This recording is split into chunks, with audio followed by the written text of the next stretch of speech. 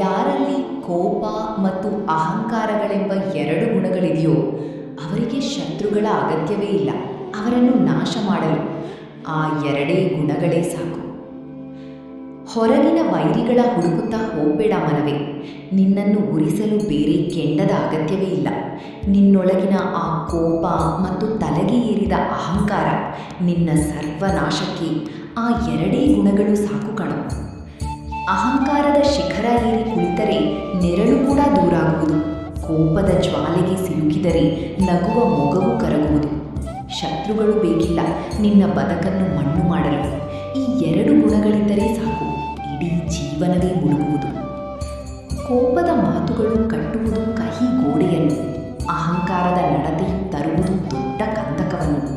ಯಾರಿಗೆ ಬೇಕು ಹೊರಗಿನ ವೈರಿಗಳ ಕಾಟ? ಒಳಗಿನ ಈ ಎರಡೇ ಗುಣಗಳೇ ಮುಗಿಸುವು ನಿನ್ನ ಆಟ. ಬೆಂಕಿ ಕಡ್ಡಿಯಂತೆ ಈ ನಿನ್ನ ಕೋಪದ ಸ್ವಭಾವ ಬೇರೆಯವರನ್ನು ಸುಡುವ ಮುನ್ನ ನಿನ್ನನ್ನೇ ಸುಡುವುದು ಆಳವಾಗಿ. ಅಹಂಕಾರದ ಮುಖವಾಡ ಧರಿಸಿ ಮೆರೆಯಬೇಡ ಜಗದಲ್ಲಿ. ಅದು ನಿನ್ನನ್ನು ತಂದು ನಿಲ್ಲಿಸುವುದು ಒಂಟಿತನದ ಹಾದಿಯಲ್ಲಿ.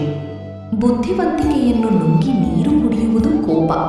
ಮನುಷ್ಯತ್ವವನ್ನು ಮಣ್ಣು ಮಾಡಿ ನಗವುದು ಅಹಂಕಾರ.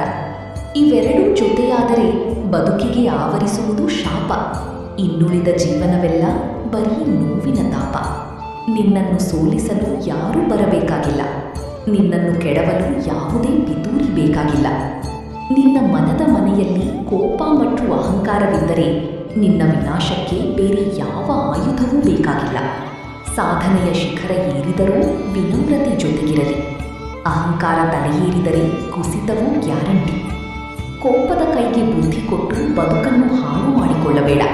ಪ್ರೀತಿಯ ಹಾದಿಯ ಬಿಟ್ಟು ನೆಮ್ಮದಿಯನ್ನು ಕಳೆದುಕೊಳ್ಳಬೇಡ. ಕೋಪದ ಜ್ವಾಲೆಯಲ್ಲಿ ಬೆಂದ ಮಾತುಗಳು ಮರಳಿಬಾರವು. ಅಹಂಕಾರದ ನಡೆಗೆ ಸಿಕ್ಕ ಸಂಬಂಧಗಳು ಎಂದೂ ಉಳಿಯವು. ಹೊರಗಿನ ಜಗತ್ತಿನಲ್ಲಿ ಶತ್ರುಗಳನ್ನು ಹುಡುಕುವುದನ್ನು ನಿಲ್ಲಿಸು. ಮೊದಲು ನಿನ್ನ ಒಳಗಿರುವ ಈ ಎರಡು ವೈರಿಗಳನ್ನು ಸೋಲಿಸು. ವಿನಯತೆಯೇ ಬದುಕಿನ ನಿಜವಾದ ಸೌಂದರ್ಯ. ತಾಳ್ಮೆಯೇ ಮನುಷ್ಯನಿಗೆ ಅತಿದೊಡ್ಡ ಐಶ್ವರ್ಯ. ಬಿಟ್ಟುಬಿಡು ಕೋಪ ಮತ್ತು ಅಹಂಕಾರದ ಆಯುಧಗಳನ್ನು. ಗೆದ್ದುಬಿಡು ಪ್ರೀತಿಯಿಂದ ಇಡೀ ಜಗತ್ತನ್ನು. ನಿನ್ನನ್ನು ನೀನೇ ಶ್ರೇಷ್ಠನೆಂದುಕೊಳ್ಳುವುದು ಅಹಂಕಾರದ ಭ್ರಮೆ. ಸಣ್ಣ ವಿಷಯಕ್ಕೂ ಕಿಡಿಕಾರುವುದು ಕೋಪದ ದೌರ್ಬಲ್ಯ. ಈ ಎರಡು ಗುಣಗಳಿರುವವನಿಗೆ ಗೆಳೆಯರೇ ಶತ್ರುಗಳಾಗುವರು. ಕಡೆಗೆ ನಿನ್ನ ನಾಶವನ್ನು ಕಂಡು ಎಲ್ಲರೂ ನಗುವರು. ಕತ್ತಿಯ ಗಾಯವಾದರೆ ಕಾಲಕ್ರಮೇಣ ಮಾಯವಾಗಬಹುದು. ಆದರೆ ಕೋಪದ ಮಾತುಗಳು ಹೃದಯ ಸೀಳಿ ನಿಲ್ಲಬಹುದು. ಅದಕ್ಕೆ ಅಹಂಕಾರದ ಬೆಂಬಲ ಸಿಕ್ಕರೆ ಮುಗಿಯಿತು ಕಥೆ. ನಗುತ್ತಿದ್ದ ಬದುಕಿನಲ್ಲಿ ತುಂಬುವುದು ಬರೀ ವ್ಯಥೆ. ಸಮುದ್ರದ ಅಲೆಗಳಿಗೂ ಇರುತ್ತದೆ ತೀರಕ್ಕೆ ಬಡಿಯುವ ಅಹಂಕಾರ. ಆದರೆ ಕಲ್ಲಿಗೆ ಮುಟ್ಟಿ ನೀರಾಗುವುದೇ ಅದರ ಕೊನೆಯ ಸಂಸ್ಕಾರ. ಹಾಗೆಯೇ ಕೋಪ ಮತ್ತು ಅಹಂಕಾರದ ಉತ್ತುಂಗದಲ್ಲಿ ಇರುವವರು ನೆನಪಿಡಿ, ಒಂದು ದಿನ ಮಣ್ಣಾಗುವ ಸಾಮಾನ್ಯ ಮನುಷ್ಯರು. ಸಿಟ್ಟಿನ ಭರದಲ್ಲಿ ಬುದ್ಧಿಯು ಕೆಲಸ ಮಾಡದು. ಅಹಂಕಾರದ ಕಣ್ಣಿಗೆ ಸತ್ಯವು ಎಂದೂ ಕಾಣದು. ಇವೆರಡೇ ಸಾಕು ನಿನ್ನನ್ನು ಪ್ರಪಾತಕ್ಕೆ ತಳ್ಳಲು. ಬೇರೆ ವೈರಿಗಳು ಬೇಕಾ ನಿನ್ನ ಬದುಕನ್ನು ಮುಗಿಸಲು.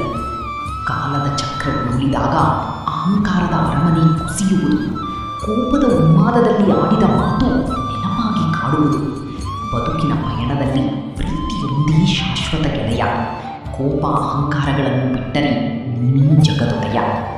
ಹಣದ ಮದವು ರೂಪದ ಹೆಮ್ಮೆಯೂ ಅಹಂಕಾರ ತರುವುದು. ಕ್ಷಣಿಕ ಜಗಳದಲ್ಲಿ ಕೋಪವು ಇಡೀ ಬದುಕನ್ನು ಮುಳುಗಿಸುವುದು. ಶತ್ರುಗಳ ಸೈನ್ಯವೂ